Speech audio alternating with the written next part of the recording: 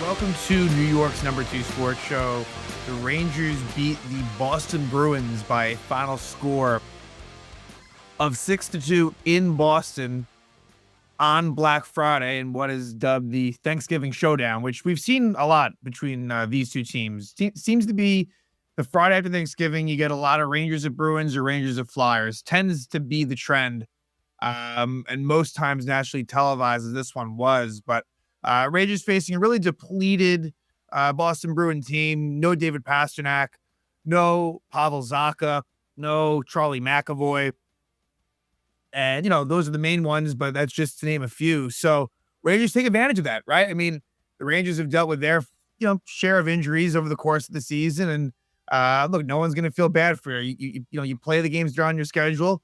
And look, the Rangers definitely took advantage of it. And as well, Jeremy Swayman, who was fantastic against the Islanders in the Bruins win against them previous game, he was not in. They went with Jonas Korpisalo.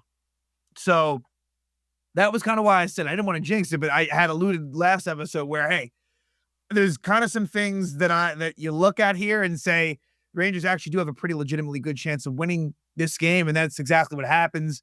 They jump out to an early lead, then they get a couple of power play goals in the second period. Third period, gets off to a pretty rough start. Bruins score a couple of goals. Rangers settle things down. Eventually, you get an empty net goal, and they add another for good measure. But it's the top players getting going here, which is nice. And look, like, you're going to struggle more against some of the top competition. But again, in the theme of just sticking with, regardless of the opponent, Artemi Panarin puts up 4 points. And now, through 26 games, he has 26 points. So, while for me, my opinion is still the same, that if this Ranger team especially is really looking like a team that's not going to make the playoffs, I still believe it's in the best interest of the team to trade Panarin, understanding that it's gonna make you a worse team in the near future. It just is. Artemi Panarin is an offensive force, maybe at times streaky, but you could also call him consistent in terms of the production that he puts up at the end of each season. And yet again, in what still to this point is a down year for Panarin, the fact that, he's able to reel off these games. We've seen it now. There's been at least 3 or 4 games where he's put up at least 3 points. And this is a 4-point game. So Panarin, he's kind of the big story in this one, a goal and 3 assists. You have a couple of power play goals from Mika Zibanejad. Out of his 9 goals this year, 6 of them are on the power play. So, and look, when Zibanejad has been right in his Ranger career, that has been a thing where he has had a lot of power play goals. And, do you love that he only has 3, non-power play goals? And if you want to take it a step further, because he has a shorthanded goal, he only has 2 non-specialty teams goals this year. Not great, but hey, let's, maybe, think highly of the fact that he got those power play goals. And I think he only sits 2 or 3 behind the franchise mark, tied between, I think, Camille Henry and Chris Kreider for power play goals in Ranger history. And, Adam Fox, and a couple of these points were on the power play, but he ends up with 3 assists, 3 points. Adam Fox has really had a great season, paired up with Vladislav Gavrikov, who, again, Gavrikov scored the 6th goal, and his career high in goals is 6. He's already got 4. And the crazy thing is, like, at least 2 of them, we'll call it 2, have been like tip deflections in front or in the slot, like goals that forwards get. So Gavrikov really has shown a little bit of actual skill. I kind of thought, okay, he's going to be just a real, steady defenseman, but beyond that, he's really provided offense. Gavrikov, again, is really, push come to shove. I think he's probably been their most consistent player, like at a high level, right? There's been other like candidates as well that maybe, that have less of a role, but Gavrikov, among the real players that you're truly depending on, I think he's been probably the most consistent of the bunch. And Adam Fox, you could group in there as well. But for this one, the good news is Igor Shesterkin doesn't face a crazy workload. There was a collision where he was down for a little bit. Like, there's probably some bumps and bruises coming out of this game, but with Jonathan Quick out and Dylan Garand, the backup, the interesting thing is who plays in the back-to-back home against Tampa next game. And I think that my guess is it's Igor. And for the Lightning, they're coming off of a win. Kind of jumping ahead here. I like to usually preview the Lightning, the future game after going through, the current one. But I think there's a chance it could be Johansson against Shesterkin.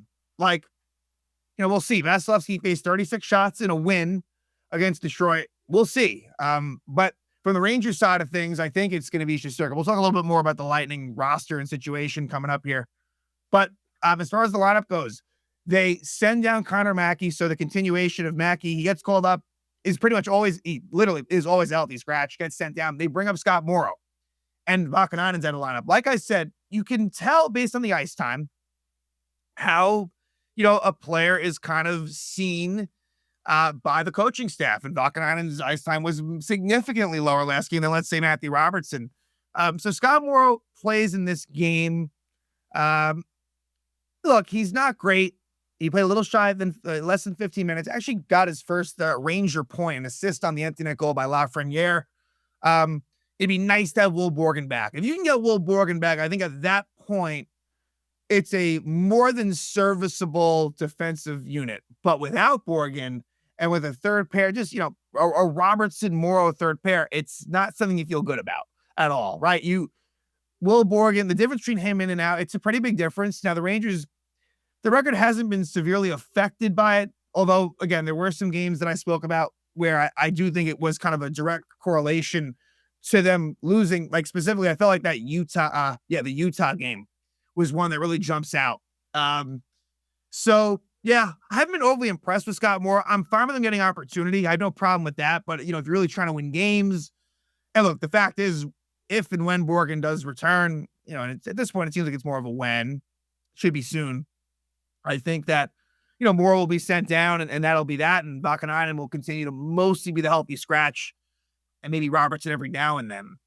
As far as the forward lines go, Connor Sherry, yet again, the healthy scratch. Totally fine with that. Think that's what it should be, and believe that's what it will be against the Lightning in tomorrow's matinee affair at Madison Square Garden. But the lines were actually changed a little bit, the top six, which I think maybe brings about a decent combination. And the switch was Will Cooley for JT Miller. Because last game it was Panarin, Trocheck, Miller. This was Panarin, Trocheck, Cooley. And then so now it leaves it as Lafreniere, Zibanejad, and Miller. Again, whereas last game it was Cooley on the wing instead of JT Miller. So I think at least in the sense of the Trocheck line, I think it might have helped. And, it speaks a little bit to JT Miller, which again, look, he just doesn't look quite right. It wasn't horrible, but really didn't make much of an impact in this one. I mean, no points. Look, this is not the episode to really talk about that, but look, I think that for Miller, there's a lot more that's needed there. If this team is going to go anywhere. Because again, it is nice to see, because for a while we were grouping, different styles of play, but Panarin and Miller together, that just simply shouldn't be the case anymore. Not that Panarin, shouldn't have criticism towards him for different things. I mean, I'll be the first one to say it, but Miller really consistently, again, as far as expectations go, to me, Miller has been the most disappointing. Look, Lafreniere has not been anything special, but my expectations for him were less than JT Miller's. I'd like to get Miller back just to even the level that we saw last year when he was acquired, which was still not as good as, what he was doing in Vancouver, but I could live with that. We're getting a lot less than that. And who, maybe someone under the radar, maybe not, Vincent Trocheck has done a very nice job since he's been back. It hasn't been perfect, but it's been pretty good. I feel like, that has helped a lot, and Panarin as well, but Trocheck is the key to this lineup, and he's really done a very nice job among, you think about that top six crew, Trocheck has really been among the best of those six. And so the bottom six remain the same. Of note, in case I don't get to it while I go through, what happened in this game. Noah Laba got hurt at one point. I feel like it might have been a concussion spotter situation, but he ended up returning and he seemed all right. So, his ice time was just slightly maybe less than what it would have been because he missed those shifts, but not too much less. And look, I think that line with Berard and Brodzinski has done a nice job for now. And That leaves the fourth line is Edstrom, Carrick, and Radish. And, when Matt Rempe does come back, if it is somewhat soon, which I have no idea if it is, right now, and it can change, I feel like Radish is kind of the one that is the closest one out of the lineup. He did play 13 minutes. He does kill penalties. I think even sometimes he's on the power play. So I'm not saying that with full certainty, but I think if it were between, like, let's say Berard gets a chance, which is an F, and it's between Radish and Brodzinski, I would have Radish out of the lineup. I think Brodzinski gives you a little bit more of a speed element, a little bit more versatility as well in that bottom six, and you could shift him up, and you could Radish as well, but, I think Brodzinski gives you a little more versatility. Anyway, discussing all that, the Rangers got off to a really nice start. And,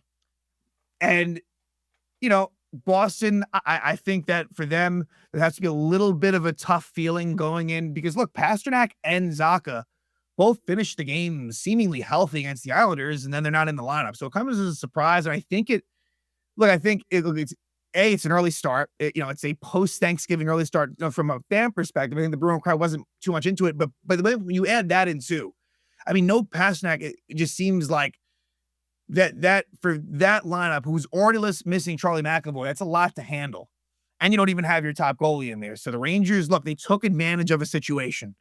And Artemi Panarin gets them on the board first.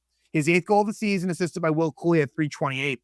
And this is actually a nice play by Cooley to, cause a turnover at the neutral zone, makes it 2-on-1. Cooley pass to Panarin from left to right, and Panarin snaps it past, I believe, probably his former teammate in Columbus, Korpisalo. I believe that there was overlap there, I think. And so Panarin gives the Rangers a 1-0 lead. And then at 12:02, an absolute bullet, heavy slap shot goal by Carson Soucy. 2nd goal of the season, assisted by Trocheck and Panarin. Carson Soucy's been really solid. And look, it's not like it's not about the offense. It's only a 2nd goal. But, just, gets it off the boards and just fires it.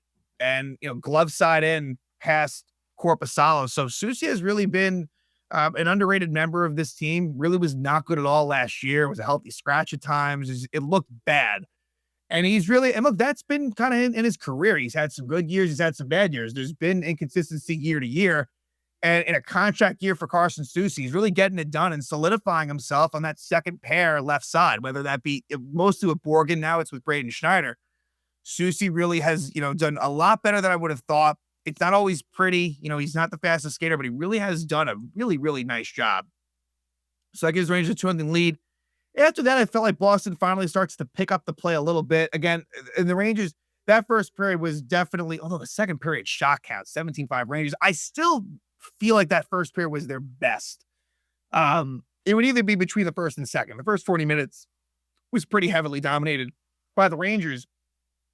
But at 19 of the first, so, 40 seconds left or so, Will Cooley trips Hampus Lindholm to give the Bruins a power play. So Bruins had, a little bit of opportunities there. Cooley has to trip Lindholm, and Bruins go on the power play. Rangers take that 2-0 lead in the second period. The Rangers do kill off the only power play. That's not true. Bruins actually had 2. They had another one late in the game after it was out of reach, but the Rangers kill that off. And then the second period, like I said, still a pretty good overall period by the Rangers. But I don't know, like Boston was starting to pick things up a little bit. Again, that's where I feel like the shot totals, it's a little misleading. I am surprised seeing that 17-5. But let's start discussing some penalties that happen that kind of changed the course of things. Hustadinov, high sticks, Trocheck at 12:21. Now, this was a missed call where really it ends up kind of being Trocheck's own stick that gets him. And what kind of hurts Boston here, compounds the issue, is that they're about to kill it off. And with less than 5 seconds, or about 5 seconds left in that penalty, Hampus Lindholm gets a legitimate double minor fry sticking Johnny Brodzinski behind the net. So they were so close on a penalty that really should have never happened. They were so close to killing it off. They don't. And so now you get a little quick 5-on-3. And give Brodzinski credit again. He's drawing a lot of penalties, just working hard as he always does. And so now after that first power play, it wasn't good. Maybe there was one good chance, but it was not a good one. But now they have a reset, 5-on-3. and they score just as that first penalty had expired. So it's Zibanejad's 8th goal of the season from Panarin and Fox. They win the faceoff, and it's a one-timer from the spot that you're accustomed to Zibanejad shooting from, that left circle, and he scores. And what kind of helped him is he kind of fanned on it. It wasn't like a Carson Soucy where he got where he got everything on it. He didn't. And I almost feel like that contributed to him scoring, actually. I feel it kind of threw Korpisalo off. And so again, Zibanejad from Panarin and Fox. So now that initial 4-minute power play goes down to 2 minutes, and the Rangers score again. And again, it's the same combination. Zibanejad, and time apart, it was 45 seconds apart. Both 2 power play goals, which is the quickest span of power play goals on the power play for the Rangers since 2007 when Matt Cullen did it, which is a name you wouldn't expect for that stat. But Zibanejad's 2nd goal of the game, 9th of the season from Panarin and Fox. And so just like that, Artemi Panarin has 4 points in less than 2 periods. But this one was, again, 5-on-4, and it was in the direction of JT Miller in front. In fact, when it first happened, I thought that Miller, because we've seen goals like that from Zibanejad to Miller, but it actually went up to the stick of Zadorov, trying to intercept it. It goes up Zadorov's stick, so it's Zibanejad's goal, makes it 4-0, and that was really big. And, the Bruins fans boo Boston off the ice at the end of the 2nd period. But the Bruins come out strong in the 3rd, and the Rangers do not. Rangers, little lackadaisical, kind of just, not the same team that we saw there. Again, that's bad habits that kind of creep in. And at 4:07, Casey Middlestad, who returned himself, actually, he had missed, I think, the last 9 games. He had missed probably the last 3 weeks or so. He scores his 5th goal of the season, assisted by Elias Lindholm. On a face-off win by the Bruins in the Rangers zone, Trocheck loses the draw, but not a good job by Scott Morrow. I feel like he got too aggressive trying to get the puck there. And then it just leads to pure chaos where Morrow and Robertson are kind of back in and nothing Shesterkin could do. Middlestad scores in kind of a scrum, and it makes it 4-1. Again, that's a mistake by Scott Morrow that does lead to a goal against. And then soon thereafter, Mike Sullivan calls a timeout, which is actually a good one. You don't see that many coaches these days do it. I like that Sullivan saw where this was going and calls timeout. The ironic thing, though, is that the Bruins score right after the timeout. And again, it is off of another face-off win by Boston in the Rangers zone. And it's Morgan Geekie, who's had a great season. Geekie, his 18th goal of the season, assisted by Yoki Haru and Lindholm. And this was just a shot by Yoki Haru from the point that is tipped in the slot by Geekie. So nothing that Shesterkin can do on this one. Cuts it to 4-2. So that's where it got to a point where, okay, if Boston somehow makes it 4-3, then I think this thing could have totally unraveled on the Rangers. But they're able eventually to settle things down a little bit. Game turned a bit. Not right away, but it did. I'd say about maybe a little before the 10-minute mark. The Rangers started to play better. And the Bruins pulled a goalie, probably with about 4 minutes left. And at 16:36, Alexis Lafreniere, who had a quiet game, scores an empty net goal, a 6th goal of the season, assisted by Scott Morrow, who gets his first point as a Ranger. And then after that, less than 30 seconds later, at 17:02, a real goal. Vlad Gavrikov, 4th goal of the season from Trocheck and Fox. And this was a shot by Trocheck that Gavrikov just, deftly gets a stick on in front. Again, he looked like a forward out there, and we saw him score a goal like that very, very recently, I think, against Utah. And so it gives the Rangers a 6-2 lead. Matthew Robertson would take a delayed game penalty at 18:51, so the Bruins get a late power play. They don't score on it. Rangers outshoot the Bruins 36-21 in this game and win by a final score of 6-2, improving to 13-11-2 overall. And on the road, they now have a record of 11-4-1, which is the best in the NHL in terms of road wins and potentially points. Definitely not points percentage. I'm like Dallas is 9-1-3 on the road. Colorado's 8-1-4. So but still 11-4-1 is very, very good, very impressive. And the Rangers are trying to work their way back to winning some games at home. Speaking of that, now quick turnaround for both teams, Lightning and the Rangers.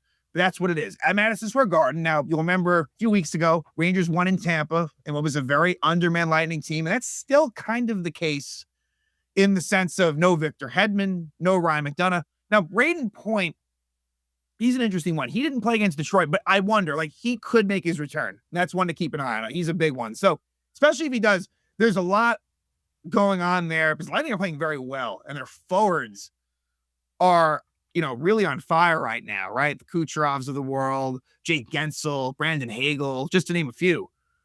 And they're on a 16 winning streak and playing well on the road, too. 7-2-2. Lightning are starting to play some good hockey.